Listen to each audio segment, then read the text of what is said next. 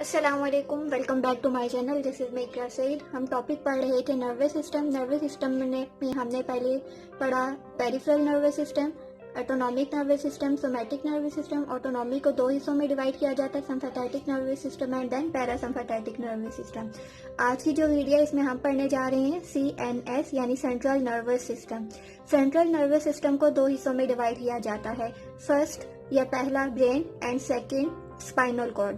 अब डायग्राम में देख लें कि ये जितना भी हमने सिस्टम पढ़ा था ये हमारे पास पेरिफेरल नर्वस सिस्टम हमने पढ़ा था। अब हम सेंट्रल नर्वस सिस्टम पढ़ रहे हैं जिसका हम पार्ट ए पढ़ेंगे, ब्रेन। ये हमारा ब्रेन है। और सेकंड हम स्पाइनल कॉर्ड पढ़ेंगे। स्पाइनल कॉर्ड ये ब्रेन से एक स्टेम लाइक प्रोजेक्शन है, इसको हम स्पाइनल कॉर्ड का नाम देते हैं। तो आज की वीडियो में हम पहले ब्रेन को स्टडी करेंगे और फिर जो नेक्स्ट वीडियो होगी उसमें हम स्पाइनल कॉर्ड को करेंगे। साथ साथ डायग्राम के ये कौन सा पार्ट है, ये कौन सा पार्ट है, ये कौन सा है, ये कौन सा है, साथ साथ डायग्राम बनाऊंगी। और आपने भी डायग्राम से जान नहीं छुड़ानी बल्कि साथ साथ बनानी है, एक दो बार प्रैक्टिस करनी है तो बेहतर से बेहतरीन आप बना लेंगे। तो हम अपना टॉपिक स्टार्ट करते हैं। स्ट्रक्चर ऑफ ब्रेन पढ़ने जा रहे हैं तो ज़रूरी है कि सबसे पहले हमें ब्रेन का स्ट्रक्चर बनाना आता हो।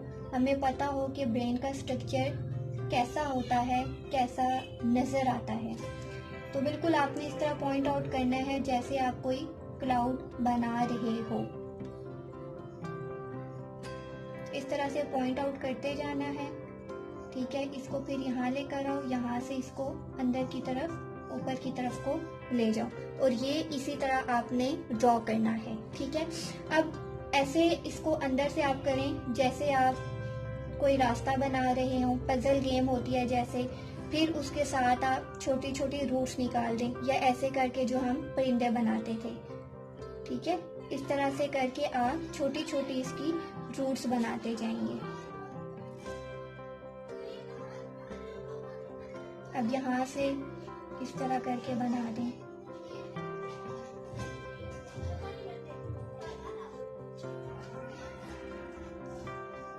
तो जब भी कोई सवाल आएगा ब्रेन पे या स्ट्रक्चर ऑफ नर्वस सिस्टम आप बताने लगेंगे तो इस तरह से करके आपने ब्रेन लाजमी ड्रॉ करना है।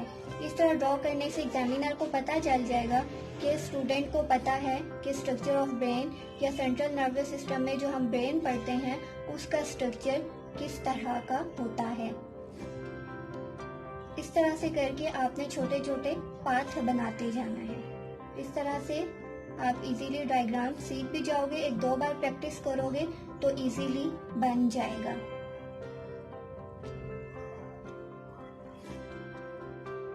छोटी छोटी रूट्स टाइप आपने बनाना है, ठीक है। यहाँ से बेशक इसको निकाल लो, यहाँ से ऐसे कर लो,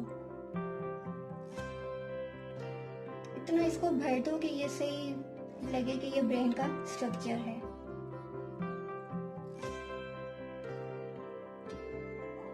ये देखें कितना इजी है, 2 मिनट में हमारे पास स्ट्रक्चर ऑफ ब्रेन बन गया है।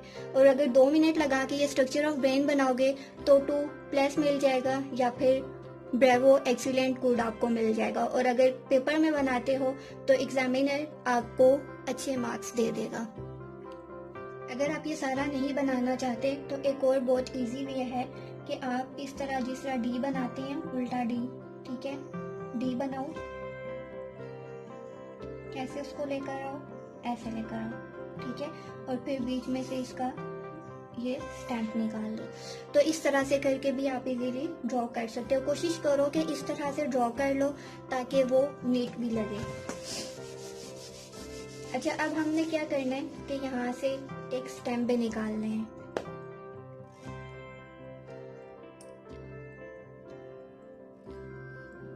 क्लोज रहने दो या ओपन कर दो, जैसे आपको इजी लगे आप लोग ड्रॉ कर सकते हो। यहाँ से ऐसे लेकर आना है लाइक दिस, ठीक है, एंड देन दिस,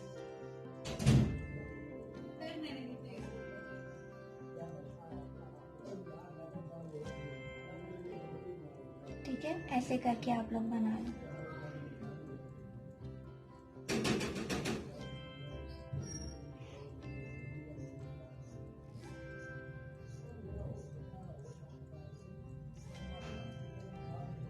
एक तरीका तो ब्रेन बनाने का ये हो गया, ठीक है। एक और तरीका मैं आपको बताती हूँ जो हम नीचे से स्टार्ट करेंगे, ठीक है। यहाँ से अगर हम स्टार्ट करें, यहाँ से, ठीक है, इसको हल्का सा आपने यूं लेके आना है, यूं, एंड देन लाइक दिस। ये वाली जगह जो है ना, ये जो आपकी गर्दन के बिल्कुल ऊपर जो हल्का सा छोटा सा खड्डा होता है, ये वो चीज़ होती है। और इसको हम जो है नाम देते हैं पोन्स का, PONS, पोन्स, ठीक है। और इसको यहाँ से आपने इस तरह से करके ऊपर की तरफ को लेकर जाना है।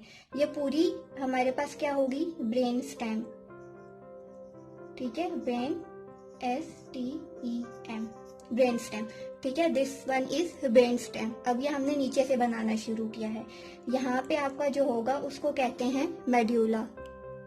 और फिर यहाँ ऊपर जाके हमारे पास आ जाएगा मिड ब्रेन, ठीक है, ठीक है। अब इसी तरह से ये चीज आ गई हमारे पास। और ये क्या है, ये, ठीक है, ये पूरा ब्रेन स्टेम था, यहाँ पे पोन्स थे। अब ये ऊपर जाके यहाँ पे हमारे पास क्या आ जाएगा, मिड ब्रेन। ये इसी तरह मिड ब्रेन है। अब इसके ऊपर इस तरह करके आप क्लाउड बना लो तो ये आपका पूरा ब्रेन बन जाएगा। अब हम इसको यहीं से स्टार्ट कर लेते हैं और अब हम इसके साथ साथ फंक्शंस भी देखते जाएंगे। या पहले मैं आपको बता दूंगी ये एरिया कौन सा, ये कौन सा, ये कौन सा, फिर एक ही बार फंक्शंस लिख के हम उसको स्टडी कर लेते हैं। अब यहाँ पे जो पार्ट है इसको हम बोलेंगे सेरिबैलम।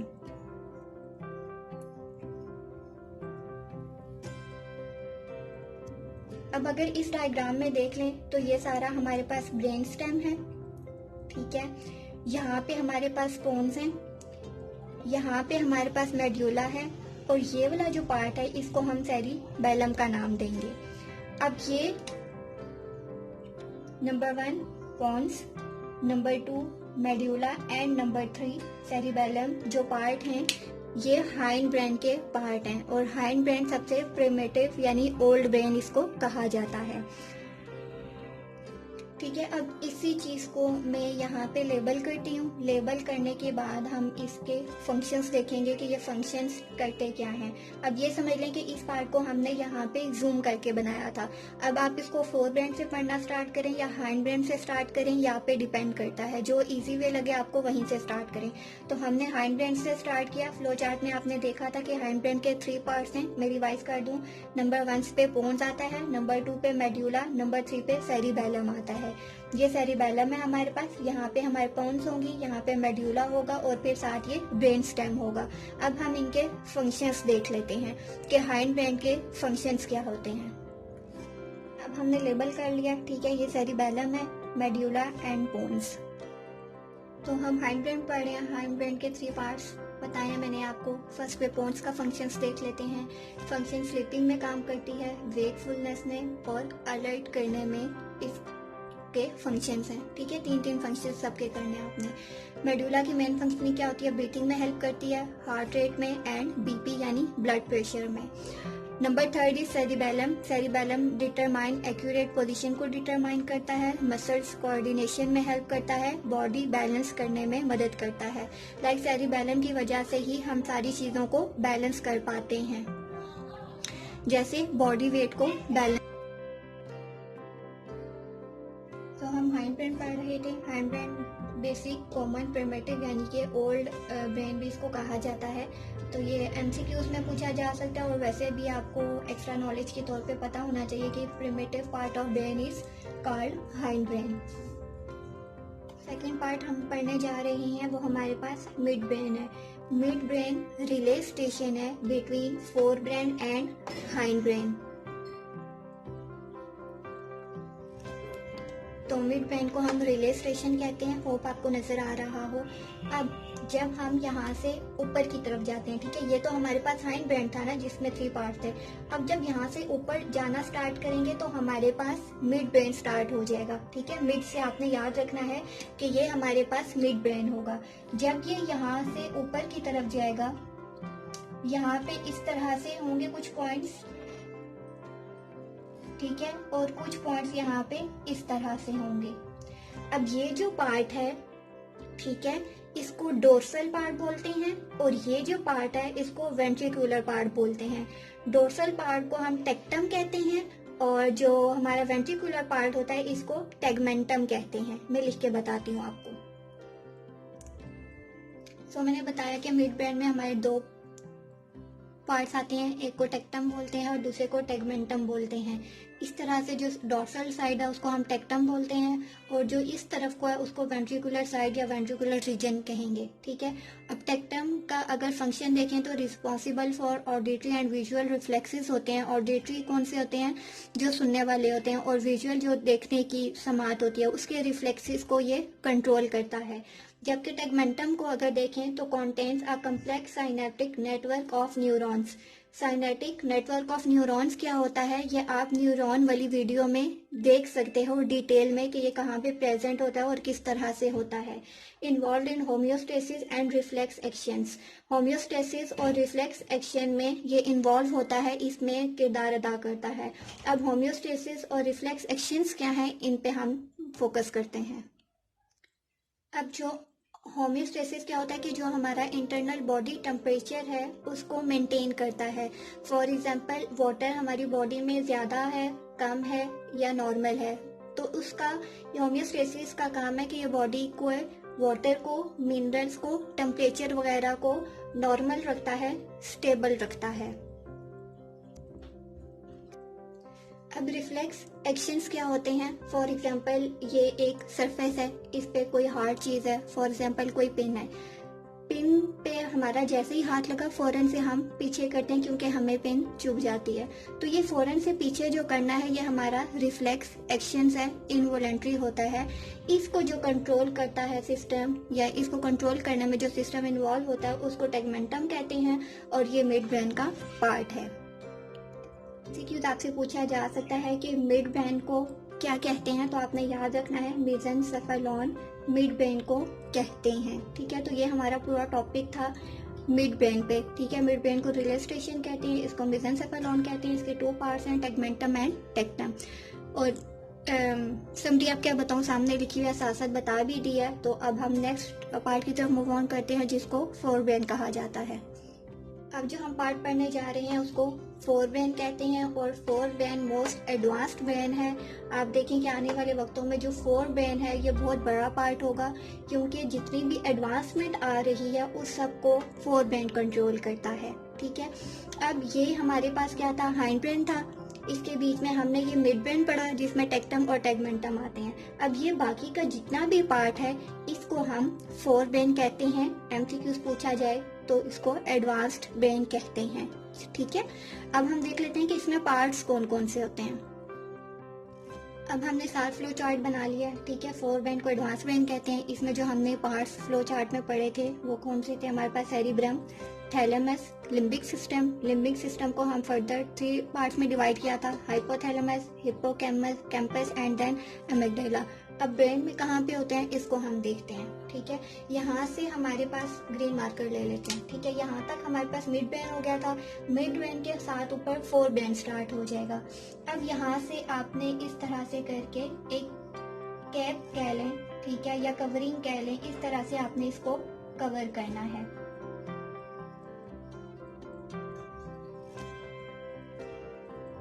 ठीक है,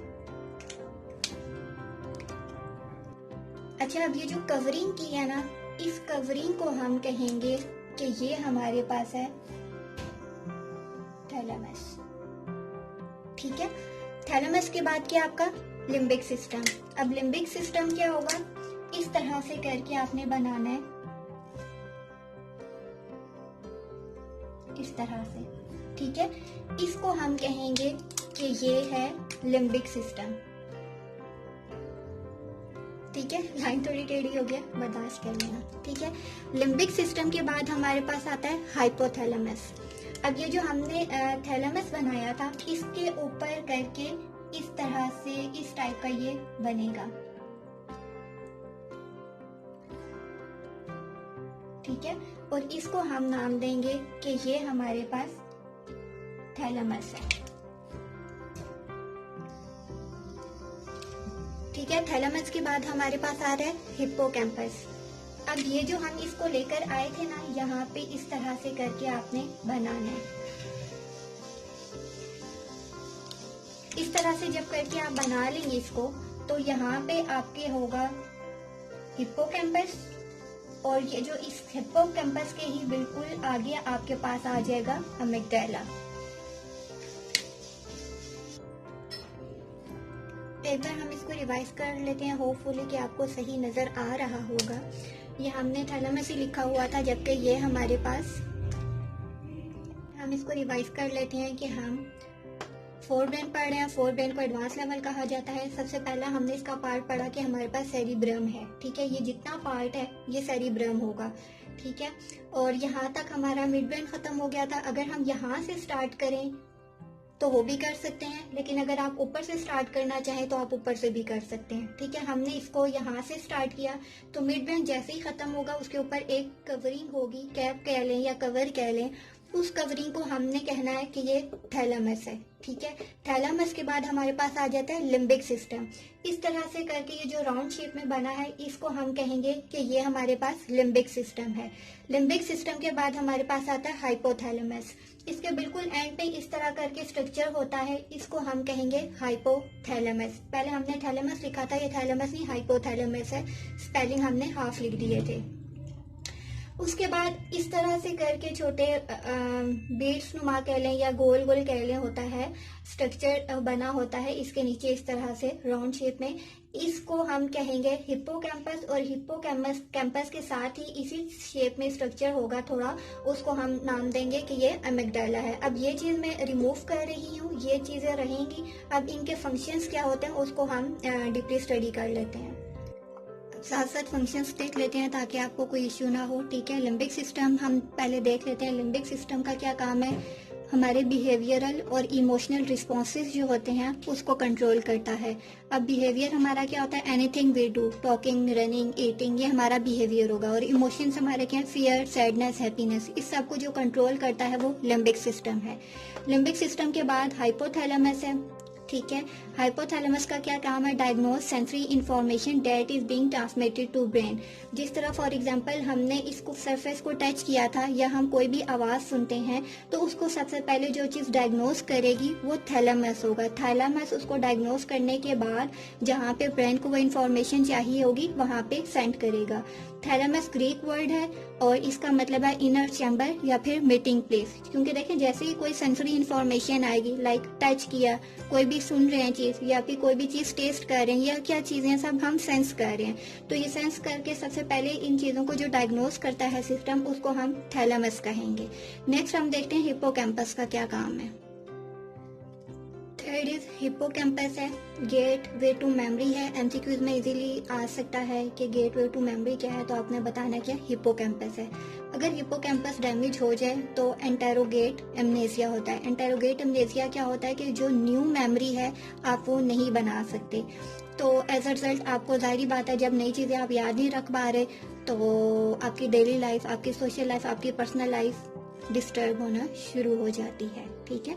तो ये पॉइंट याद रखना है कि अगर हिप्पोकैम्पस डैमेज हो जाए तो एंटेरोग्रेट एमनेसिया होता है। और एंटेरोग्रेट एमनेसिया क्या होता है कि न्यू मेमोरी आप नहीं बना सकते। नेक्स्ट हमारे पास अमिगडाला है। अमिगडाला इमोशंस और हमारे बिहेवियर्स वगैरह को कंट्रोल करता है। फॉर एग्जांपल जिस तरह हमने फाइट एंड फ्लाइट के बारे में पढ़ा था उसमें हमारा सिंपैथेटिक नर्वस सिस्टम इन्वॉल्व होता है। इसी तरह जब भी कोई थ्रेटनिंग सिचुएशन होती है उसको अमिगडाला सेंस करता है और फिर उसके नतीजे में हमारे इमोशंस और जो हम बिहेवियर शो करते हैं वो सारी चीज़ें अमिगडाला कंट्रोल करता है। और लास्ट जो है हमारे पास वो हाइपोथैलेमस है। हाइपोथैलेमस हमारे जितने भी फिजियोलॉजिकल फंक्शंस हैं उनको कंट्रोल करता है, हमारी डेली एक्टिविटीज़ को कंट्रोल करता है। फॉर एग्जांपल हमारी बॉडी को कितनी एनर्जी चाहिए उसको नॉर्मल रखता है, बॉडी टेम्परेचर को नॉर्मल रखता है और हमारी एपेटाइट वगैरह जो है उसको कंट्रोल करता है। तो ये हमारे पास सारा था फोरब्रेन के बारे में। अब फोरब्रेन का एक इम्पॉर्टेंट पार्ट रह गया जिसको सेरिब्रम कहते हैं। तो हम लास्ट पार्ट यानी सेरिब्रम को स्टडी करते हैं। अब हम पढ़ने जा रहे हैं सेरिब्रम, ठीक है। जिस तरह ये बताया मैंने कि ये सारा पार्ट हमारे पास सेरिब्रम का है। Upper most part of the brain is called cerebrum. अब सेरिब्रम और सेरिबेलम को मिक्स नहीं करना। ऊपर सेरिब्रम होता है और यहाँ एंड पे सेरिबेलम होता है। मेजर लोब्स इसमें पाए जाते हैं। कौन कौन से लोब्स होते हैं अभी स्टडी करेंगे। Responsible for receiving and giving meaning to information from sense organ. Sense organs जितने भी हैं, लाइक टच किया, सुनना, टेस्ट किया, जितने भी हैं, उन सेंस ऑर्गन से इंफॉर्मेशन को रिसीव करता है और फिर उस इंफॉर्मेशन को एक मीनिंग देता है। तो ये इसका फंक्शन है। अब हमारे पास आता है सेरिब्रल कॉर्टेक्स। ये सबसे पहले हमने क्या कहा कि ये वाला पार्ट जो है ये हमारे पास सेरिब्रम है। अब जो सेरिब्रम की ये जो फर्स्ट थिन लेयर है इसको हम सेरिब्रल कॉर्टेक्स का नाम देते हैं। इसका फंक्शन क्या है, हायर ऑर्डर ब्रेन फंक्शंस को सेरिब्रल कॉर्टेक्स डील करता है। फॉर एग्जांपल सेंसेशन, मेमोरी वगैरह, ठीक है। और इसके अलावा थॉट एंड कंट्रोल सेंटर भी इसको कहा जाता है। अब ये वाला जो पार्ट है यानी सेरिब्रल कॉर्टेक्स, इसको हम लूप्स में चेंज करते हैं, सॉरी लूप्स में डिवाइड करते हैं। और वो लूप्स कौन कौन से हैं, अब हम लूप्स ऑफ ब्रेन पढ़ते हैं। इसके 4 लूप्स हैं। Number 1 is frontal, number 2 is temporal, number 3 is parietal and number 4 is occipital. ये बिल्कुल जो हमारा फर्स्ट फ्रंट वाला पार्ट होगा, इसको हम नाम देंगे कि ये हमारे पास जो फ्रंट वाला पार्ट है, फॉर एग्जांपल ये वाला, ये सारा हमारे पास फ्रंटल लोब होगा, ठीक है। उसके बाद ये नीचे वाला पार्ट ये हमारे पास टेम्पोरल है, ठीक है। और ये ऊपर वाला जो होगा ये हमारे पास पैराइटल लोब है और इसके यहाँ पे ऑसिपिटल। ये मैंने आपको इसकी लोकेशन बता दी। अब हम इसके फंक्शंस पढ़ते हैं। फर्स्ट लोब के फंक्शंस देख लेते हैं। ये हमारे स्पीच में वर्किंग करता है, बिहेवियर एंड पर्सनैलिटी पे को कंट्रोल करता है, इमोशंस को कंट्रोल करता है, body movement, intelligent and self awareness हमें देता है कौन, फ्रंटल लोब। उसके अलावा लैंग्वेज और प्रॉब्लम सॉल्विंग में भी जिस लोब का किरदार होता है, रोल होता है, उसको हम फ्रंटल लोब कहते हैं। नेक्स्ट हमारे पास टेम्पोरल लोब है। टेम्पोरल रोल प्ले करता है मेमोरी में, हियरिंग में, लैंग्वेज को अंडरस्टैंड करने में, ऑर्गेनाइजेशन एंड पैटर्न्स में, यानी जो चीज़ें हम ऑर्गेनाइज करते हैं अकॉर्डिंग टू पैटर्न्स चलते हैं, वो हम टेम्पोरल लोब की वजह से होता है ये सारा कुछ। नेक्स्ट इज पैराइटल लोब है। पैराइटल लोब जो रोल करता है वो सिंबल एंड लैंग्वेज में, विजुअल परसेप्शन में, sense of pressure, touch and pain, मतलब कि जो भी प्रेशर, टच और पेन हम फील करते हैं वो हम पैराइटल लोब की मदद से करते हैं। Giving meaning to signal from other sensory information, दूसरी जो सेंस ऑर्गन से इंफॉर्मेशन आ रही होती है उसको जो चीज़ मीनिंग देती है वो पैराइटल लोब होता है। और जो लास्ट है उसको हम ऑसिपिटल कहते हैं। ऑसिपिटल विजन में होता है। इसी तरह जो आपका ब्रेन है, अगर आपको इस जगह पे हिट किया जाए तो एकदम से आपकी आंखों के आगे अंधेरा आ जाता है, आपको कुछ नज़र नहीं आता और आप लड़खड़ा भी जाते हो। तो इसका मतलब क्या, आपका ऑसिपिटल लोब जो है वो हिट हुआ होता है और ये विजन में काम आता है, कलर में एंड मूवमेंट में। अभी हम ये ब्रेन का पार्ट पढ़ रहे थे, ठीक है, सेरिब्रम, जिसमें सेरिब्रल कॉर्टेक्स की भी बात की। अब ये मैंने पूरा ह्यूमन बीइंग बताया ताकि आपको इजीली समझ आ जाए, ठीक है। ये स्पाइनल कॉर्ड है, ब्रेन स्टेम आएगी, साथ ही ऊपर आपका ब्रेन स्टार्ट हो जाएगा। अब इस ब्रेन को, इसमें ये सेरिब्रम है, इस सेरिब्रम को हम इस तरह से 2 पार्ट्स में डिवाइड करते हैं, ठीक है। और ये जो डिवीजन है ना, इसको हम हेमिस्फीयर का नाम देते हैं। एक जो है ये हमारे पास लेफ्ट हेमिस्फीयर होगा और ये वाला हमारे पास राइट हेमिस्फीयर होगा। लेफ्ट हेमिस्फीयर और राइट हेमिस्फीयर जिस चीज़ से कनेक्टेड होते हैं उस पार्ट को कॉर्पस कोलोसम कहते हैं। कॉर्पस कोलोसम के जरिए ही इंफॉर्मेशन लेफ्ट और राइट होती है, ठीक है। अब जो लेफ्ट हेमिस्फीयर है वो हमारा राइट साइड को कंट्रोल करता है, जबकि राइट हेमिस्फीयर हमारा लेफ्ट साइड को कंट्रोल करता है। अब लेफ्ट हेमिस्फीयर की क्या फंक्शंस हैं और राइट हेमिस्फीयर के क्या फंक्शंस हैं वो हम देखते हैं। सबसे पहले ये digital brain reading, writing, sequencing, logic, maths वगैरह में इम्पोर्टेंट होता है, यानी इस लेफ्ट हेमिस्फीयर में हम लॉजिक्स वगैरह को यूज़ करते हुए कोई भी इंफॉर्मेशन को सॉल्व आउट करते हैं। और उसके अलावा बैलेंस जो होता है हमारी बॉडी का वो मेंटेन करता है। मैथ्स वगैरह के क्वेश्चंस लेफ्ट हेमिस्फीयर की मदद से हम लोग सॉल्व करते हैं। उसके बाद राइट हेमिस्फीयर है। राइट हेमिस्फीयर को एनालॉग ब्रेन भी कहते हैं, जबकि इसको डिजिटल ब्रेन का नाम देते हैं। राइट हेमिस्फीयर क्रिएटिविटी में इम्पॉर्टेंट रोल किरदार अदा करता है। इमेजिनेशंस में, आर्ट्स में और डे ड्रीमिंग जो हम लोग करते हैं वो राइट हेमिस्फीयर की वजह से ही करते हैं। तो ये डिफरेंस था हमारे पास left hemisphere and right hemisphere का। और कॉर्पस कॉलोजम एमसीक्यूज में भी पूछा जा सकता है। ये फोर ब्रेन था जिसको हमने एडवांस ब्रेन का नाम भी देते हैं। तो ये हमारा पूरा ब्रेन के बारे में था, जिसमें सबसे पहले हमने फोर ब्रेन पढ़ा लास्ट में, उसके बाद हम लोगों ने मिड ब्रेन पढ़ा एंड देन हमने हाइंड ब्रेन पढ़ा, या अपोजिट कर लें, hind brain, mid brain and then fore brain. तो सीक्वेंस आगे पीछे हो जाए तो इससे कोई फ़र्क नहीं पड़ता। तो ब्रेन का टॉपिक आज हमारा कंप्लीट हो चुका है। होप कि आपको सारा लेक्चर समझ आया हो। आपका सवाल है तो आप कमेंट्स में पूछ सकते हैं। नेक्स्ट लेक्चर में हम स्पाइनल कॉर्ड पढ़ेंगे और अपनी नेक्स्ट वीडियो में मिलते हैं। Till then take care. अल्लाह हाफिज़।